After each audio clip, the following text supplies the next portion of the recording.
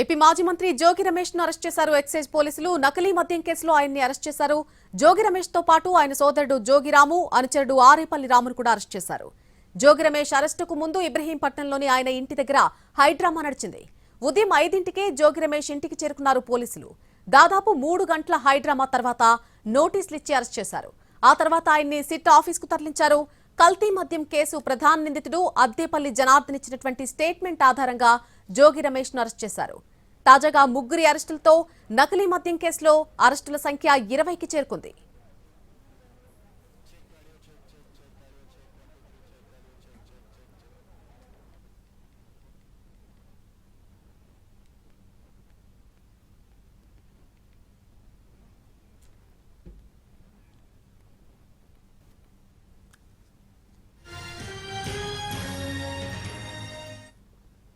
నకిలీ మద్యం కేసులో ఆయన్ని అరెస్ట్ చేయడం జరిగింది. జోగి రమేష్ తో పాటు ఈ రోజు ఆయన సోదరుడు జోగిరాముని కూడా అదుపులోకి తీసుకున్నారు పోలీసులు. అలాగే ఆయన అనుచరుడు ఆరేపల్లి రామును కూడా అరెస్ట్ చేశారు. అయితే జోగి రమేష్ అరెస్టుకు ముందు ఇబ్రహీంపట్నంలోని ఆయన ఇంటి దగ్గర హైడ్రామా నడిచింది. ఉదయం 5ంటికే జోగి రమేష్ ఇంటికి చేరుకున్నారు పోలీసులు. ఈ అంశానికి సంబంధించి పూర్తి అప్డేట్ మా ప్రతినిధి సురేష్ అందిస్తారు. సురేష్, ఎస్ నండి, ఏదైతే నకిలీ మద్యం కేసుకు సంబంధించి ఇవాళ ఇబ్రహీంపట్నంలోని జోగి రమేష్ నివాసంలో ఆయనను పోలీసులు అదుపులోకి తీసుకున్నారు. ప్రస్తుతం ఈస్ట్ ఎక్సైజ్ స్టేషన్కు ఆయన్ని తీసుకొచ్చిన పరిస్థితి అయితే ఉంది. ఆయనతో పాటు ఎవరైతే మాజీ మంత్రి జోగి రమేష్తో పాటు ఆయన సోదరుడు జోగిరాము, అదేవిధంగా ఆయన అనుచరుడు ఆరేపల్లి రాములను కూడా ప్రస్తుతం ఈస్ట్ ఎక్సైజ్ స్టేషన్కి తీసుకొచ్చారు. ఉదయం 9 గంటల సమయంలో వాళ్ళను ఇక్కడికి తీసుకురావడం జరిగింది. అప్పటి నుంచి ప్రస్తుతం ఇక్కడే వాళ్ళని కూర్చోబెట్టారు. మరికొద్దిసేపట్లో దానికి సంబంధించిన విచారణ కూడా కొనసాగుతుంది. ప్రస్తుతం ఎవరైతే జోగి రమేష్ ఇక్కడికి తీసుకొచ్చిన నేపథ్యంలో ఆయన కుమారుడు రాజీవ్ను కూడా ప్రస్తుతం పైకి పిలిపించిన పరిస్థితి అయితే ఉంది. అయితే జోగి రమేష్ ఆయనతో మాట్లాడేందుకు మాత్రమే ఆయన కుమారుడు రాజీవ్ను పిలిచారని మాత్రం ప్రస్తుతం చెప్తున్నారు. ఏదైతే ఈ కల్తీ లిక్కర్ స్కామ్కు సంబంధించి గత కొద్ది కాలంగా జోగి రమేష్ అరెస్ట్ అవుతారని వార్తలు వస్తున్న నేపథ్యంలో ఆయన కూడా గట్టిగానే ప్రతిస్పందించారు.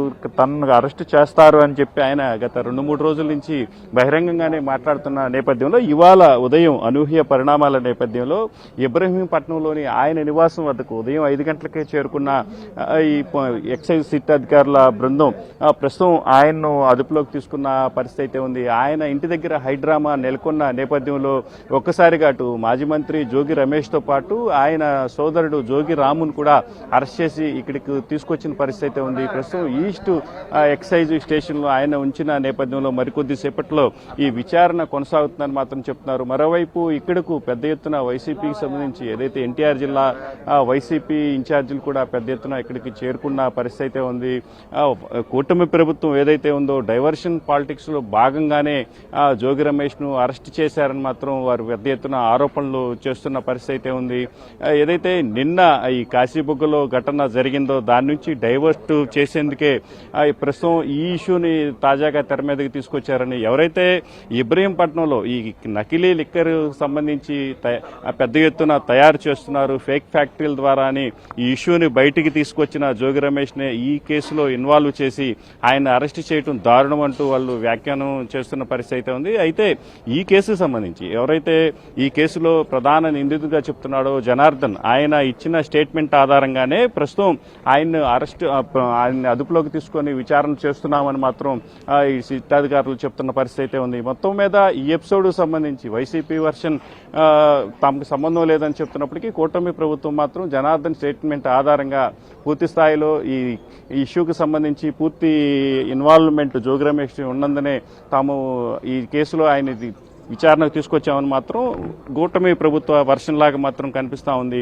అయితే ఇదే జనార్దన్ స్టేట్మెంట్ ఆధారంగానే ప్రస్తుతం ఈ ఇష్యూకి సంబంధించి జోగి రమేష్ ను విచారణకు తీసుకొచ్చినట్లుగా తెలుస్తుంది. అయితే కాసేపట్లో ఆయన విచారణ పూర్తయిన అనంతరం అధికారికంగా కూడా అరెస్టు చూపించే అవకాశాలు అయితే స్పష్టంగా కనిపిస్తున్నాయి. మొత్తం మీద ఈ ఇష్యూ ఏదైతే ఉందో ప్రస్తుతం విచారణ దశలో ఉన్నప్పటికీ అరెస్టు ఖాయం, ఖచ్చితంగా ఆయన అరెస్టు చూపించి కోర్టుకు హాజరుపరిచే అవకాశాలు ఉంటాయని మాత్రం స్పష్టంగా చెప్తున్న పరిస్థితి అయితే ఉంది. అయితే ఇక్కడ ఎంతసేపు విచారణ జరుగుతుంది, ఈ కేసులో ఏం జరగబోతుంది అనేది మాత్రం ఆసక్తికరంగా మారింది. ఇప్పటికే ఈ నకిలీ లిక్కర్ కేసులకు సంబంధించి దాదాపు 20 మందిని అరెస్టు చేసినట్లుగా సమాచారం ఉంది. అయితే వీరి ముగ్గురితో కలిస్తే అంటే 20కి చేరుతుంది. కాబట్టి అంటే మొత్తం ఈ ఇష్యూకి సంబంధించి అంటే ఎటు టర్న్ తీసుకుంటుంది, ఏం జరగబోతుంది అనేది మాత్రం ఉత్కంఠగా మారిన పరిస్థితి అయితే మారింది. ప్రస్తుతం వైసీపీ సంబంధించిన శ్రేణులంతా ఇక్కడికి చేరుకున్న నేపథ్యంలో ఇక్కడ కూడా అంటే ఈస్ట్ ఎక్సైజ్ స్టేషన్ దగ్గర కూడా పరిస్థితి ఉత్కంఠగా మారింది. నల్లిని.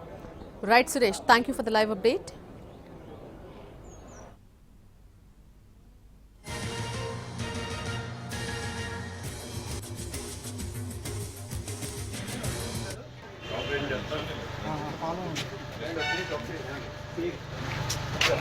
వస్తున్నారు